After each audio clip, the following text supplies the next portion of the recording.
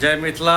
हम गुंजन ठाकुर अपने समस्त मिथिलावासी के नमस्कार करैत अपना चैनल पर में स्वागत करै छी, अभिनंदन करै छी। आइ बताबी जे अब काल्हि खना 22 तारीख छै।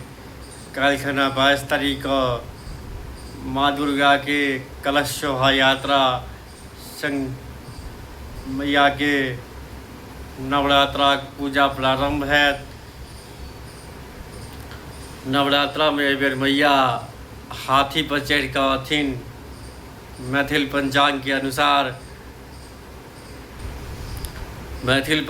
अनुसार मैया हाथी पर चढ़ि कऽ अथिन और हाथिए पर चढ़ि कऽ जेथिन।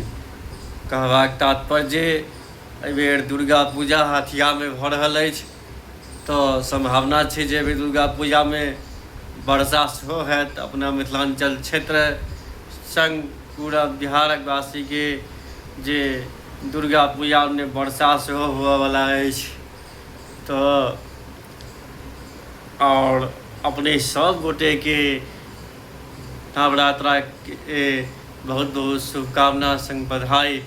और अपने सब बताबी जे के सब व्रत करै छी, के सब दुर्गा पाठ करै छी, से बतेबाक कोशिश करब अपने सब गोटे समस्त मिथिलांचल वासी के। जय मिथिला, जय जानकी, जय दुर्गा मैया।